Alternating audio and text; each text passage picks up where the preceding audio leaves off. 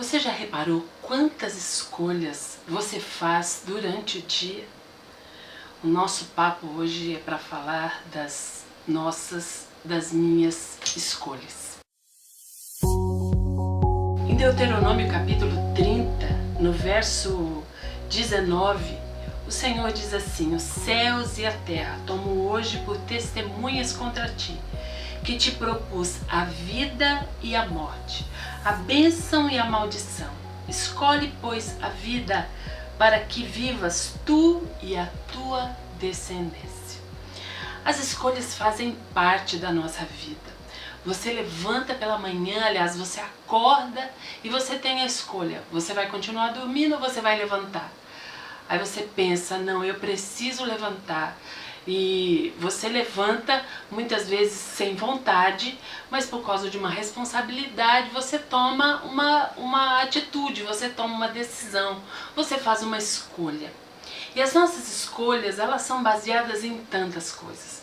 Você faz escolhas baseadas em amor, você faz escolhas baseadas no talento, você faz escolhas baseadas na vontade, você faz escolhas baseadas no desejo, você faz escolhas baseadas em ciúme, você faz escolhas baseadas na inveja, na ira, no ódio, na raiva, você faz escolhas baseadas na vingança, mas você faz escolhas também baseadas no medo.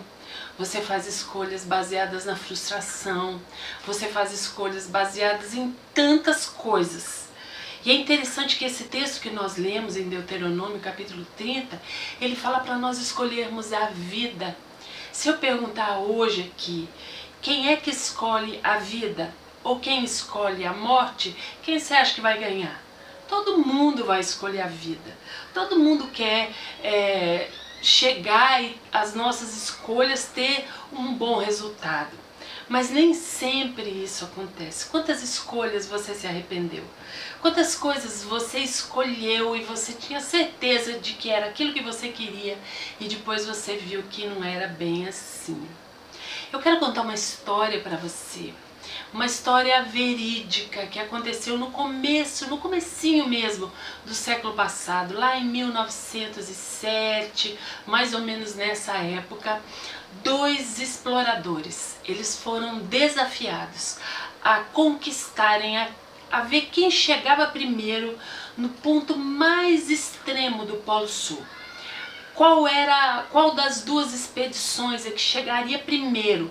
Seria o conquistador do Polo Sul. E naquele momento os lugares estavam sendo conquistados e faltava o Polo Sul.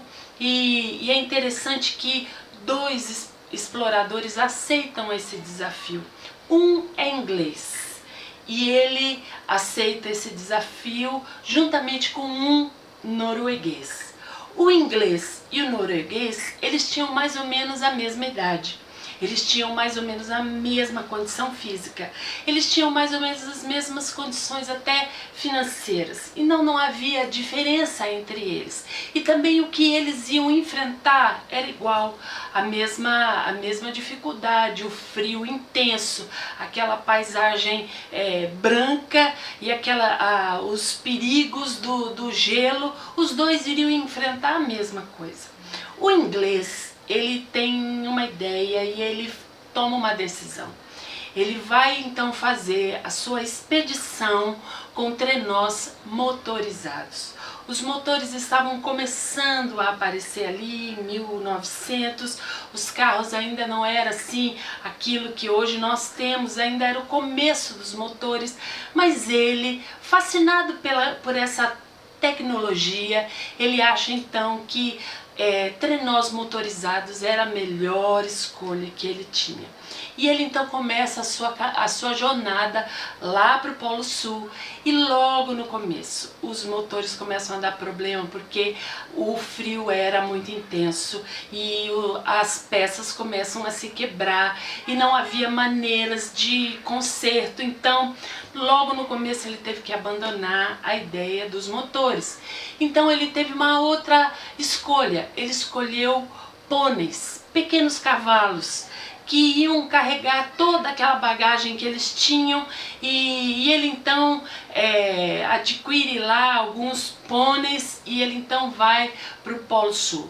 Só que mais um pouquinho para frente, um pouquinho, não muito, aqueles pôneis eles começam a congelar e eles precisam ser sacrificados.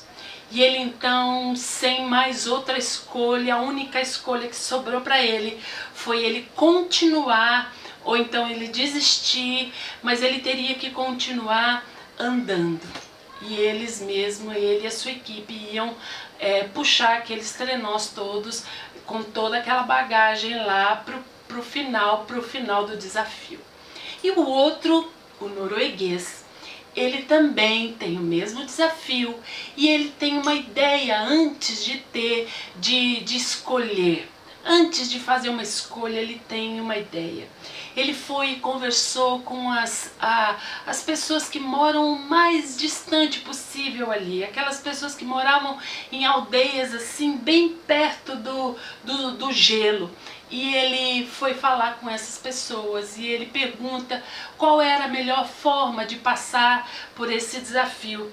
E essas pessoas que conheciam bem aquela região dão para ele um conselho e falam para ele assim: olha, escolha cães. Cães, eles são leves, eles aguentam bem o frio e eles têm uma condição fácil de se locomover na neve. E esse norueguês, ele faz uma escolha baseada em conselhos. E ele então escolhe os cães. Ele leva lá um monte de cães e juntamente com a sua equipe, e ele vai para o Polo Sul. Ele não tem muitos problemas. Esse pessoal que deu conselho para ele, deu conselho também de como alimentar os cães, de como usar, qual a estratégia melhor com os cães, como é que ele poderia fazer a distribuição dos cães para que os cães não ficassem cansados nem sobrecarregados. Então ele mais uma vez ouve o conselho e toma as decisões, ele faz as escolhas dele baseado em conselhos. E ele chega no Polo Sul, ele consegue chegar no ponto mais extremo do Polo Sul no dia 14 de dezembro de 1911. 14 de dezembro, esse norueguês chega lá no ponto mais extremo do Polo Sul, dia 14 de dezembro. E ele volta com facilidade e ele traz muitos cães vivos, os cães com saúde, ele não tem grandes dificuldades nem para ir nem para voltar. Já o inglês ele só consegue chegar lá no ponto mais extremo do Polo Sul 5 semanas depois do norueguês. Quando o inglês vê a bandeira da Noruega lá naquele ponto, o coração dele dói, porque ele perdeu o desafio. E mais que isso, eles estavam com poucas provisões, foi muito difícil, eles tiveram que fazer muito esforço para chegar até lá. E quando eles chegam, tem uma tempestade de neve, ele não consegue retornar e ele morre ali próximo do ponto de chegada. E é muito triste a história dele. Ele morre, a sua equipe morre ali, e assim, são duas histórias de um desafio parecido, de condições parecidas, mas com escolhas diferentes. Esse aqui, a escolha dele levou para a morte. Esse aqui, a escolha dele levou para a vida e também para a vitória. E a minha pergunta para você hoje é: que tipo de escolha você faz? Você escolhe debaixo da tua vontade? Eu não quero tal coisa, então eu não vou fazer. Ou eu quero tal coisa, ou eu acho que isso aqui é melhor. Quantas vezes a gente acha que uma coisa é a melhor escolha que a gente pode ter? E na realidade, aquele caminho é um caminho de morte. Aqui em Deuteronômio ele fala assim: olha, escolhe a vida, escolhe a bênção. Eu quero te ensinar, eu quero te dar conselhos, eu quero te mostrar como é que você vai viver uma vida melhor. Em João 10:10, Jesus diz que ele veio para dar vida e vida em abundância. Só que muitas vezes a gente é teimoso, A gente quer usar trenós motorizados quando ainda não é a hora. A gente quer usar algumas estratégias que não são boas para aquela situação. Não é o melhor que você pode fazer. Na realidade, o que eu e você precisamos é nos dobrar diante dos conselhos daquele que conhece todas as coisas. E talvez até pedir conselhos a pessoas mesmo que estão à frente de você, que conhecem um pouco mais da região, da situação que você precisa enfrentar. Nós estamos em dias que Deus está nos ensinando a viver uma vida abundante de fato. Que o Senhor fale com você, que você não morra pelo meio do caminho, mas que você viva grandes vitórias de Deus. Que as tuas escolhas te levem para a vida. Escolhe a vida. É a melhor parte. A parte que Deus tem para você. Que Deus te abençoe, que Deus fale com você durante todo esse tempo